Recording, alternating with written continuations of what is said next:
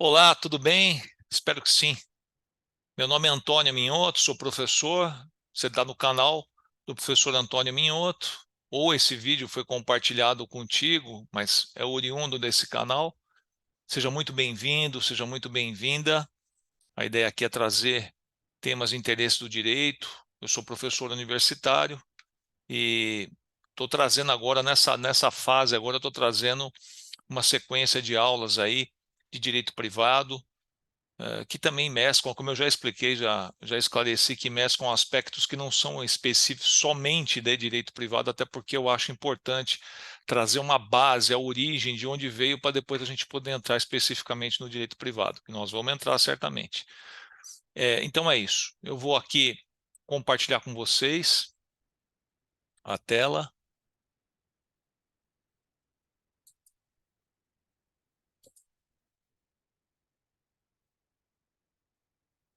Hum, não, espera um pouquinho, não é bem isso, não, fiz errado aqui.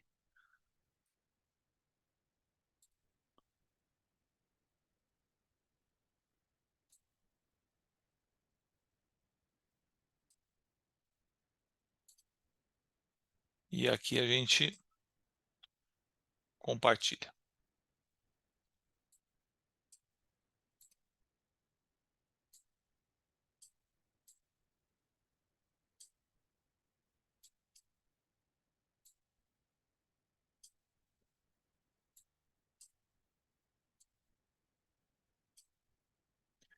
Ok? Então, como eu coloquei aí, o tema de hoje, nós vamos dividir essa aula em duas partes. Vamos falar então da personalidade jurídica e do Estado, também relacionado com o primeiro tema, que é a personalidade jurídica. Tá bom? Então vamos lá. Bom, nós já vimos em aulas anteriores que o direito ele é uma criação humana e ele compreende um universo exclusivamente humano. Então, eu costumo dizer isso, né, sempre. O direito é isso, ó, são questões humanas tratadas por seres humanos e tendo a sua aplicação direcionada a outros seres humanos. Tudo isso estruturado num sistema normativo, um sistema de normas, que é a criação humana. Então, o direito ele é 100% humano, ele é uma manifestação que nós temos social, tem até aquele dito, né, que é sempre bom lembrar, sempre no começo do curso eu lembro aquele ubi societas ibius, que trata exatamente disso, dessa questão, os romanos, né, tinham essa frase que é onde está a sociedade está o direito, ubi societas ibius.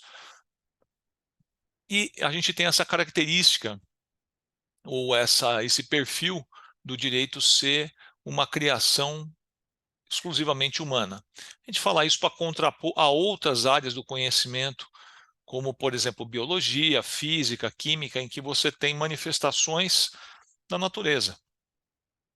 Então, se você juntar duas moléculas de hidrogênio e uma de oxigênio, vai dar uma molécula de água.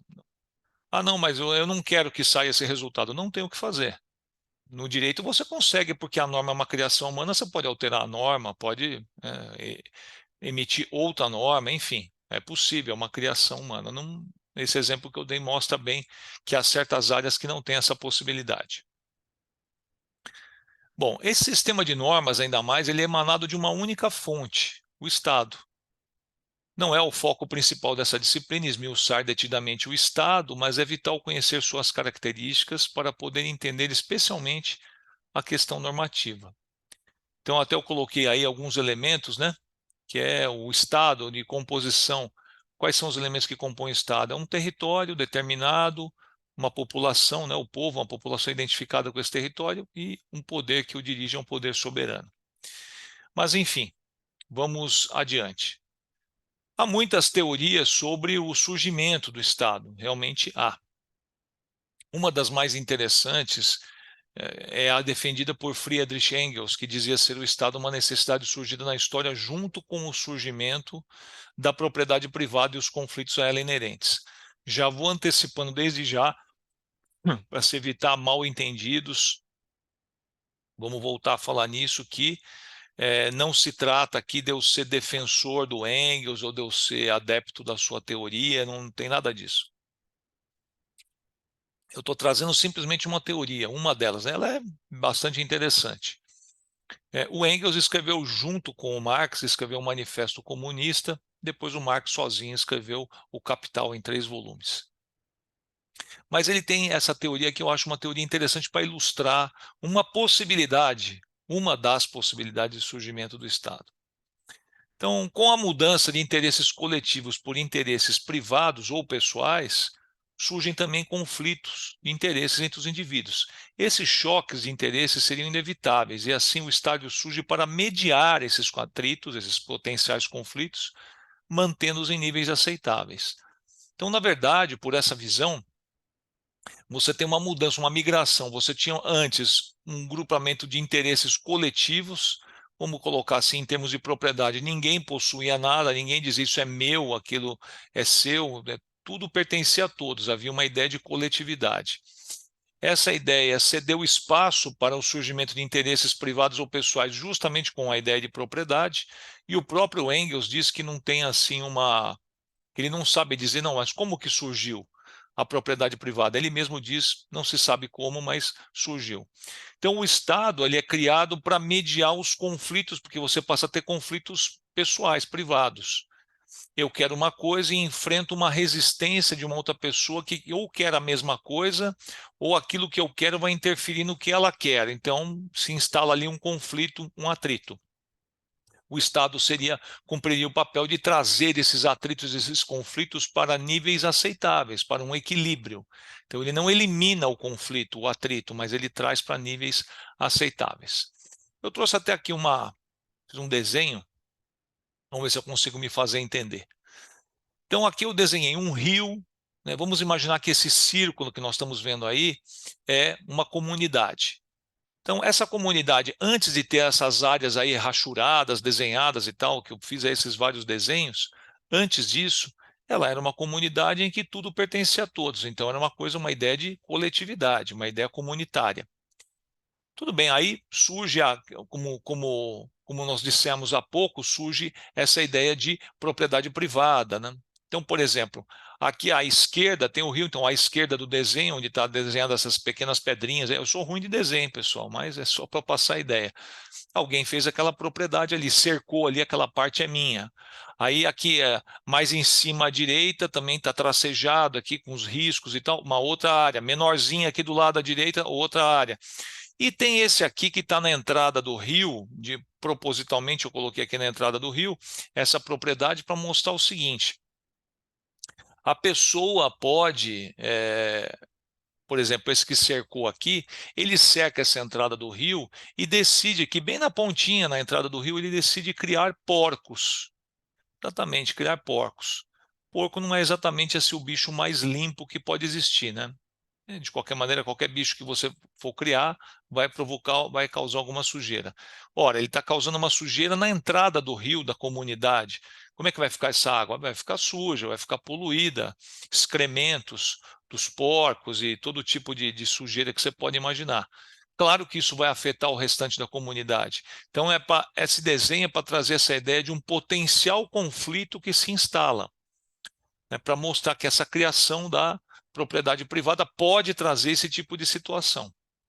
Então, a pessoa ela tem a liberdade de fazer o que ela quiser. Bom, se ela fizer o que ela quiser, mano, nesse exemplo que eu estou dando, ela decidiu criar porcos, isso entra em conflito com os demais. Então, o Estado teria o papel de mediar esses conflitos. No caso aqui, para ficar dentro desse exemplo, só para ilustrar, teria que se chegar a um consenso com essa pessoa para dizer, olha, você não pode criar porcos aí, ou até mesmo uma decisão. O Estado teria essa possibilidade de um poder impositivo de proibir essa atividade ali.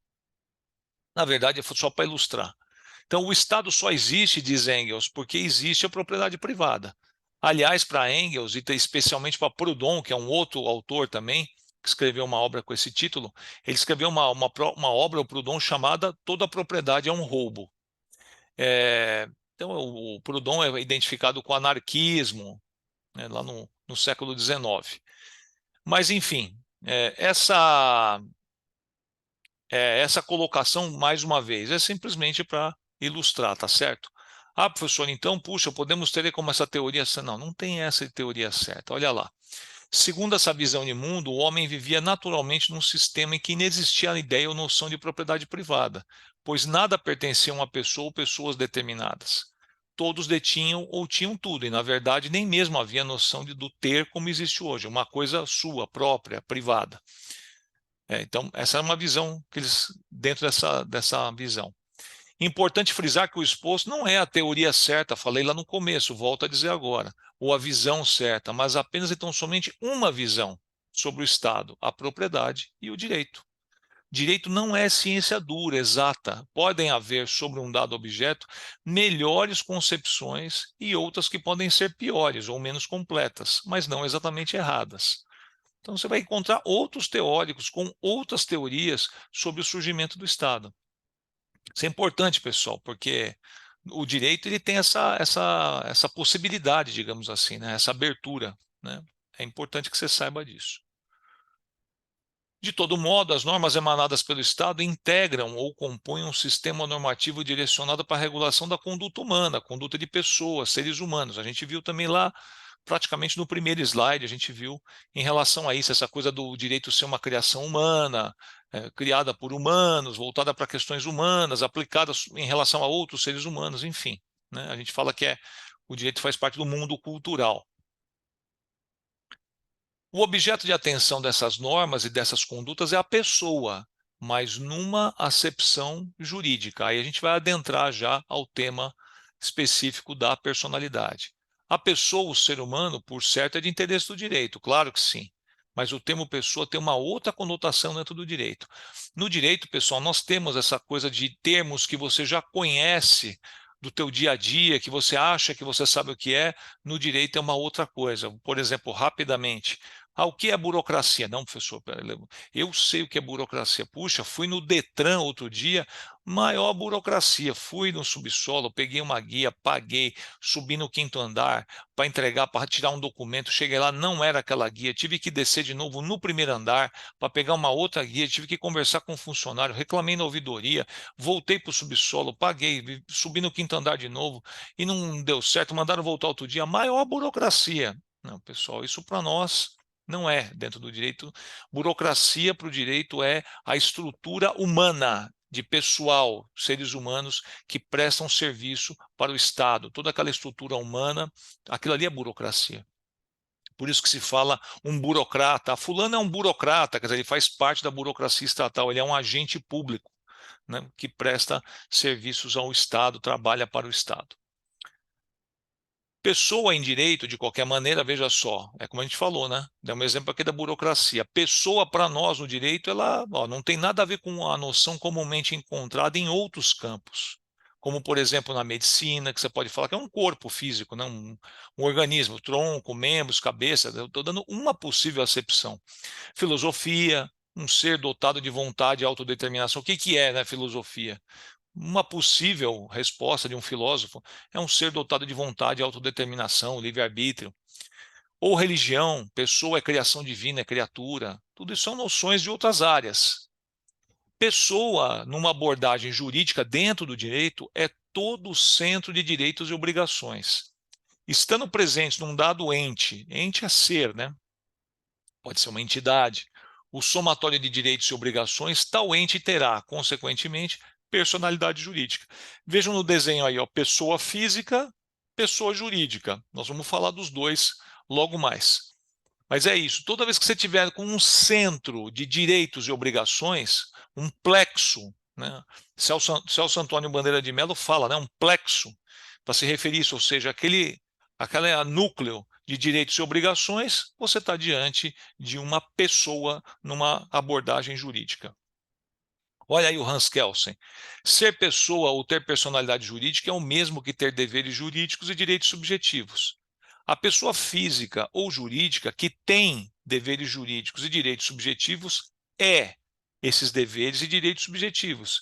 É um complexo, olha que legal, gravem isso, é um complexo de deveres jurídicos e direitos subjetivos cuja unidade é figurativamente expressa no conceito de pessoa. A pessoa é tão somente a personificação dessa unidade. Tá certo? Temos aqui mais um conceito do Carlos Ari Seinfeld. professor também aqui do Brasil, que diz: para o direito, pessoa, num sentido jurídico, é um centro, uma unidade, um conjunto de direitos e deveres.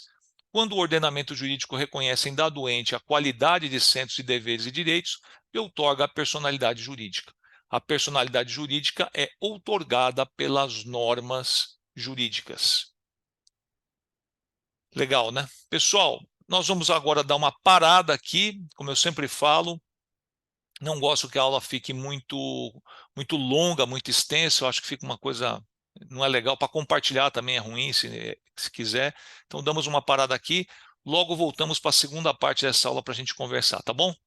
Até aqui, obrigado pelo seu carinho, pela sua atenção. Deixa o teu curtir, faça teu comentário, coloca teu comentário aí embaixo. Se quiser, se você achou legal, compartilha esse vídeo com outras pessoas. E se você me der a honra de você se inscrever no meu canal, eu vou ficar bem feliz, tá bom? Tchau, pessoal, um abraço, até a próxima.